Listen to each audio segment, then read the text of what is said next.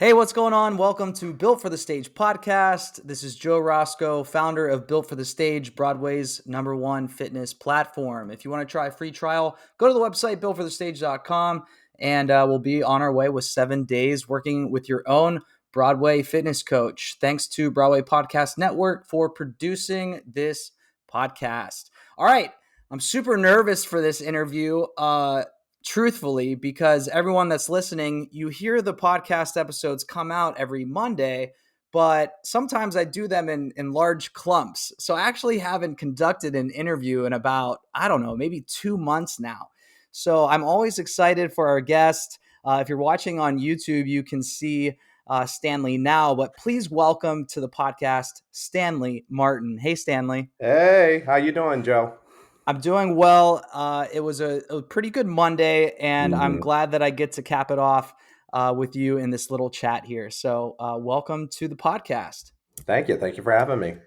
All right. Well, before we started recording, we were kind of catching up a bit about what's going on in the life of Stanley. And you had mentioned that when it rains, it pours. Sometimes it seems like a desert, and then all of a sudden it's just pouring down rain. So, Yeah. um, if everyone's hasn't read the description of this episode yet, Stanley is currently in the cast of Aladdin on Broadway, but he has a lot of other things going on in his artistic career. So, what's going on starting, I think, tomorrow or the next day? Yes.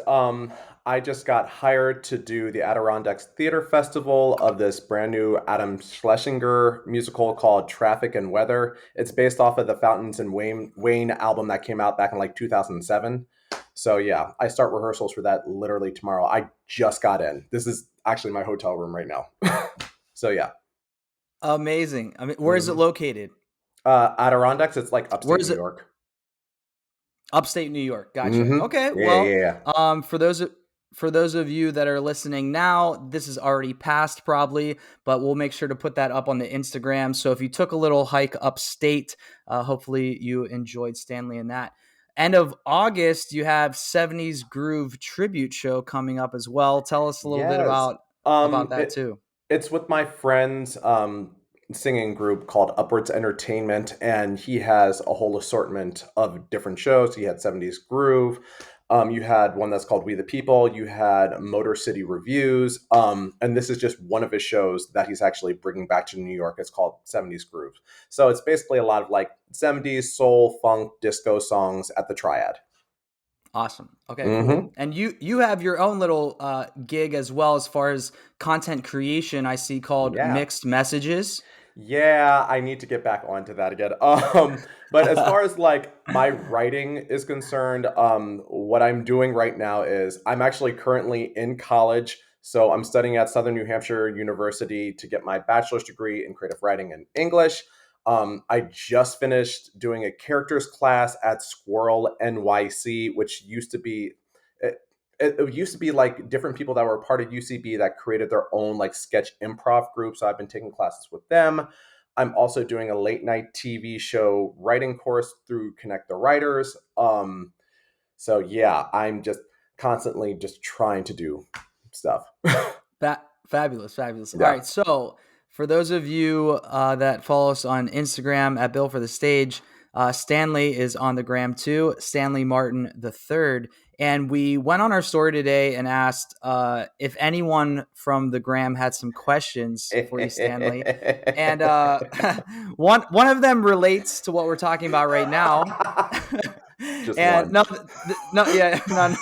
This one's from Juwan Crawley, Oh and God. Juwan wants to know, how do you continue to create your own art while still doing the show or still, being in whatever you're booked in? And I'm curious as well because you have your hand in a lot of different places. How do you keep that all balanced? Um, Honestly, you just do. You just figure it out. I mean, because Hmm. here's the thing with performing as it is, especially with Aladdin, it's the same show over and over and over and over again. And I know.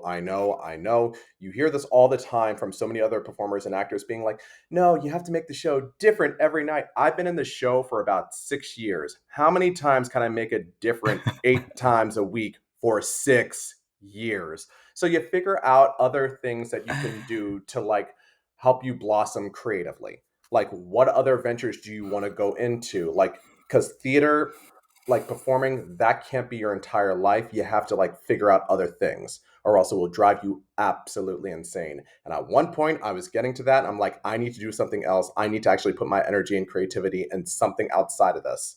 Cause yeah, the amount of times Yeah. where it's just like, yeah, I just do this and I make it unique every time and make it different. And no, no, no, no, no, no. 6 years, 6 years, 8 times a week, figure out something else. Yeah. Have you sat down to do the math on how many shows you have done of Aladdin? Oh God. I will tell you this. I am the cast member who's been in the show the longest from the Broadway production. Because I know that for Wow. a fact. Yeah. And it's one of those things too where it really I really figured that one out when I did underneath the stage and right next to the elevator downstairs at the New Amsterdam Theater. Anytime we're done with the show, all of the ensemble goes to the elevator. They wait so they can go upstairs to their dressing room. And there's this giant wall that company management put up that they were going to put up like all the different pictures of every cast member that's been in the show. Well, some time has gone by and company management switched over, so it was just nothing but empty frames. So I took it upon myself to actually put headshots of every cast member that's been in the show and realized there's over, and we literally got to 100 new cast members right before the pandemic hit. And once I went through everybody, I'm just like, I've been in this production longer than everybody. Like, that was my takeaway. All right, so it's been a few. It's It's been been a a few. few to say. Yeah. I love what you said about when I asked you the question of just how you balance it all, or how you've successfully done this. You basically just said like, I don't know, I just did it. I just started, You and a just lot of do the it. time, exactly, and a lot of the times that's what it's all about is not waiting for that perfect opportunity or not feeling qualified or adequate. It's just about just starting and going from there. So thank you for saying Mm-hmm. that. Yeah. Um, all right, we'll go one more question on the Instagram, and then we'll hop back onto some of mine, and maybe we'll hop back onto the gram. But um, the Ken McGraw, love Ken. Ken would like to know, how do you warm up before the show, or do you have any type of like post show cool down?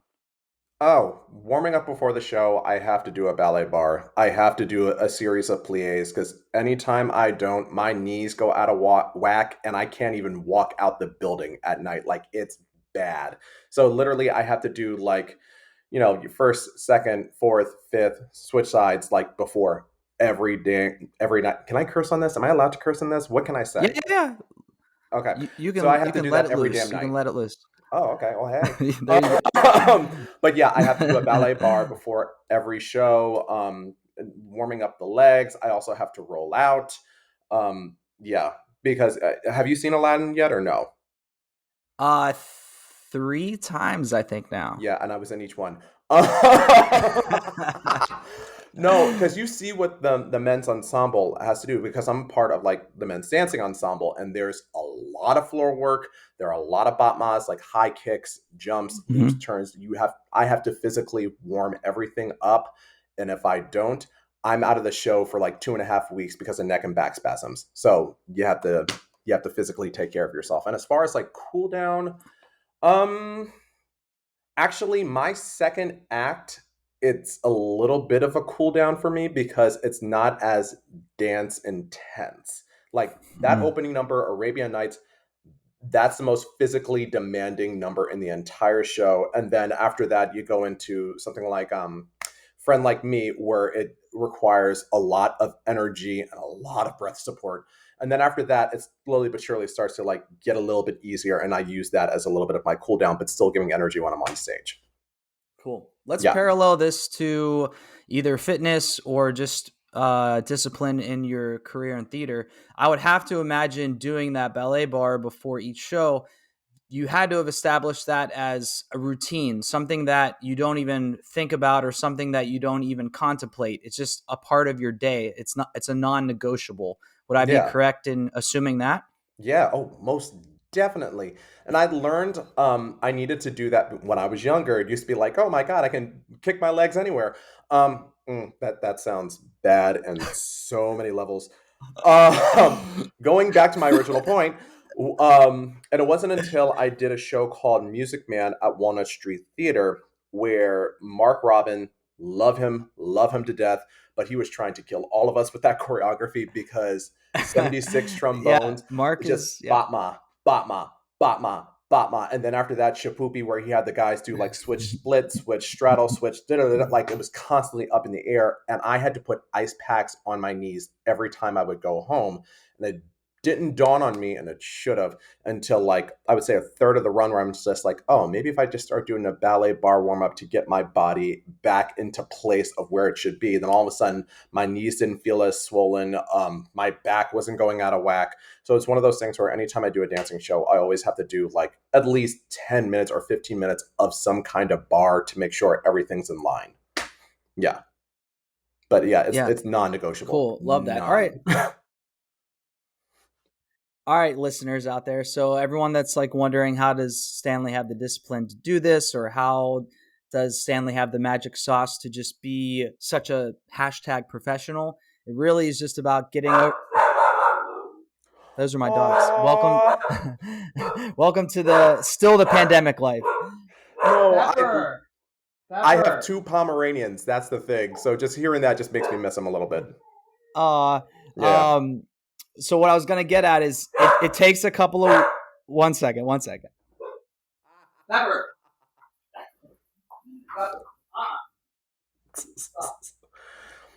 So, listeners, let me tell you about Squarespace.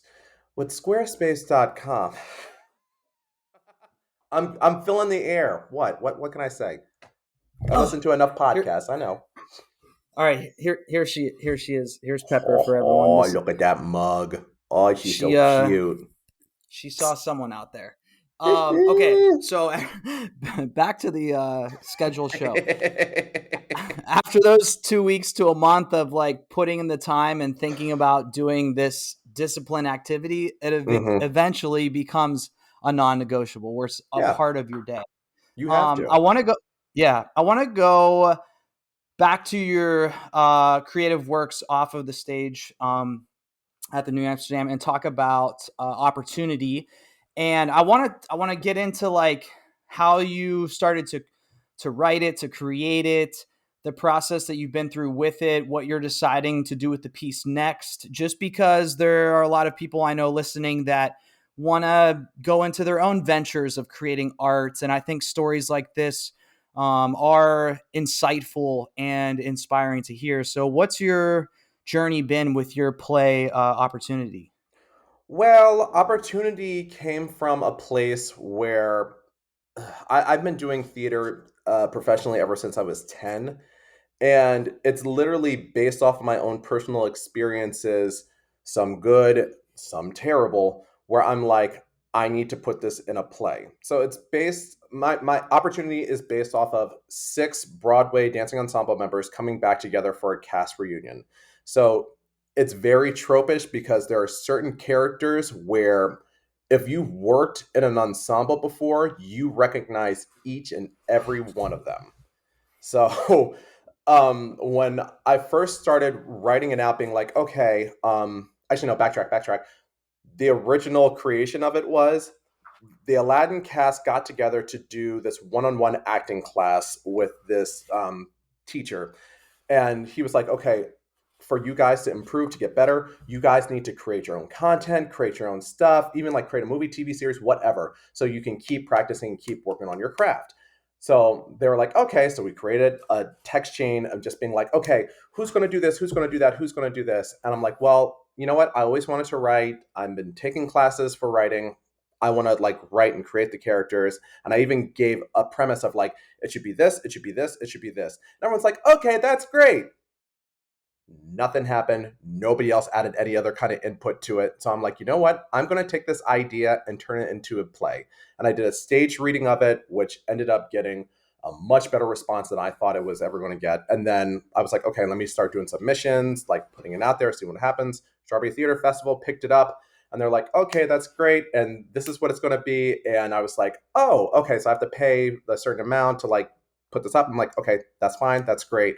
And then I figured out how to produce it on my own, being like, I know how to fundraise because I've done Broadway Bears for years and I know how to, fund certain situations. I know how to reach people individually. I know how to get the money that I need to get to the next point. And I made sure I factored out Mm. everything as far as like budget, like this is how much a director is going to cost. This is how much costumes are going to be. This is how much the set's going to be. This is how like factored all of that out. And then after that, I started raising money for like, getting people to buy tickets and do all this other stuff, and even like really tried to promote myself. The show ended up getting nominated for 6 nominations and winning 2, one for best direction and one for best actress. We were nominated for best play, but we didn't win that. I still think that's a crock, but that's besides the point.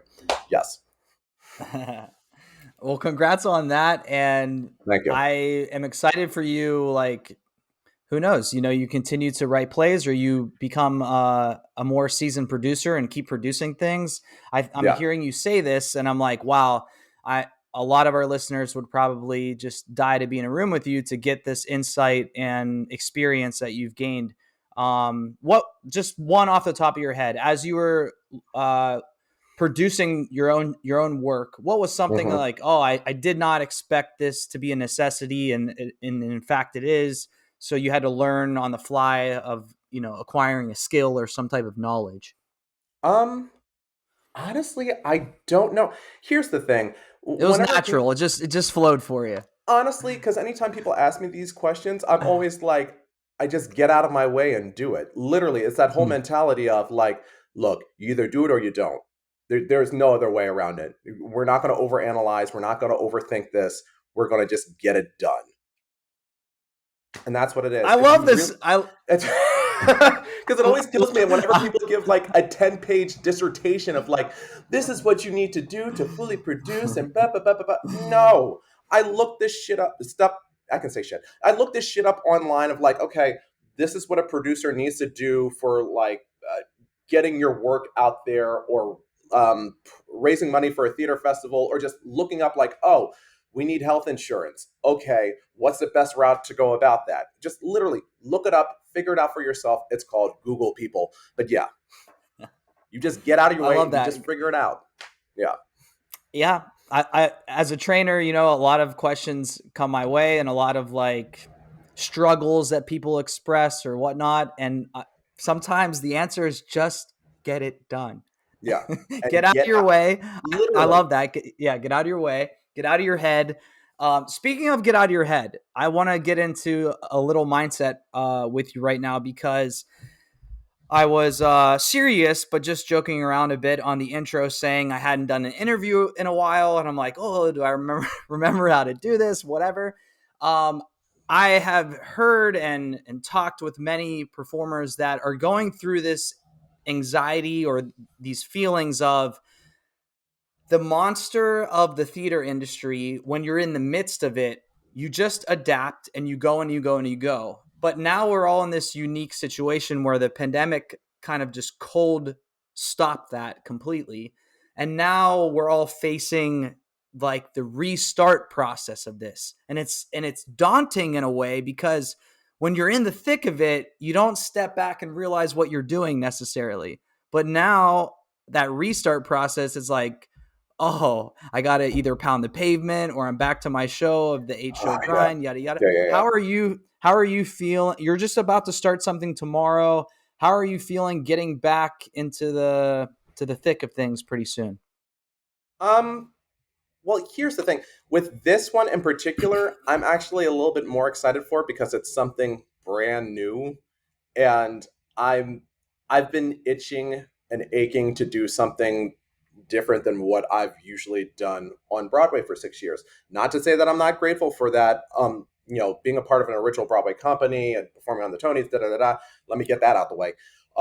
Very grateful, very appreciative of that. But at the same time, I'm ready to try something different. So with this whole process going back into that, I'm like, yeah, sign me up. I'm here for it. And specifically for something like this, where I'm actually featured, I'm singing a lot more, I'm getting more solos. Whereas Aladdin, I always make the joke, I'm ethnically ambiguous dancer number 5. Real talk. Well, so this project coming up is a different side of the coin for you then. Oh yeah. Well, Um, that's the thing. Even before I left, even before I left, even before the pandemic hit, a week or two before like everything shut down, I was actually hired to do The Legend of Georgia McBride down at Florida Studio Theater, which is a Matthew Lopez play. mm, So I was like, oh, this is great. I'm getting back into plays as like a lead as an actor. This is wonderful. Shut everything down. Yeah. yeah. So How have you how sorry to interrupt. How have you prepared yourself coming into this production that you're going to be starting this week rehearsing? Have you done any, whether it's physical or vocal, what have you done leading into this, just for listeners that are out there finding themselves in the same situation? well, for me, like preparing for this, considering I barely know anything about this particular show. Yeah, The one thing you just got the call. Yeah. right, yeah, the Thursday offer only flip. The way, oh my God, I'm gonna just ego right here. Just No, no. it's as big as this ring light that's around my computer. Uh, the way that I prepared for this is I was listening to the Fountains of Wayne Traffic and Weather album because they were like the Mm, music. This is the music.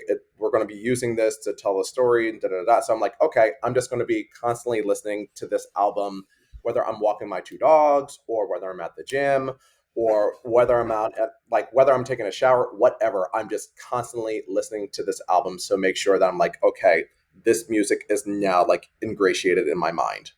Yeah. mm. So Got that it. was my way of preparing. But as far as getting back into Aladdin preparing, mm, um, I'm as soon as I get back to New York City proper, I'm going to be taking dance classes like my life depends on it. And yeah, and hopefully these thighs will shrink. They will. They will get him back into action, and soon Yeah. enough. All right, last question from the Gram. We want to know some music playlists that are your favorite while at the gym. Ooh, it really depends on the mood. Like honestly, there'll be times where it's like you got your typical will really get you going, especially if you're doing cardio or something like that. Because I love a stairmaster. I can be on like a stairmaster for 10 minutes and I'm already like drenched. But then every Mhm. now and then, all of a sudden, the Bridges of Madison County pops on, where I'm just like, you know what? I'm just going to do this on the bench press. I'm just going to have a little Kelly O'Hare in my ear while I'm just doing a nice little 150. So Exactly. yeah, Kelly always comes through. yeah. But honestly, ooh, All but right. like a staple would have to be, yeah, just the typical answer. Beyonce, literally, she can get me going, Okay. especially this last Black is King album. Yeah. Yeah. If it ain't broke, don't fix it. And Beyonce ain't broke. That's for sure. She keeps giving the tunes that keep us going in the gym for sure. All right, Hmm. Stanley. That's it for this episode. Appreciate your time.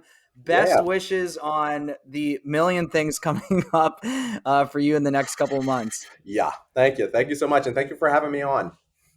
Yeah, it was a pleasure. If you want to give Stanley a follow, you can check out his Instagram in the description of this episode, Stanley Martin the third, and you can check out other info on him in the description of this episode. All right, Joe Roscoe, Bill for the Stage, signing off. Later.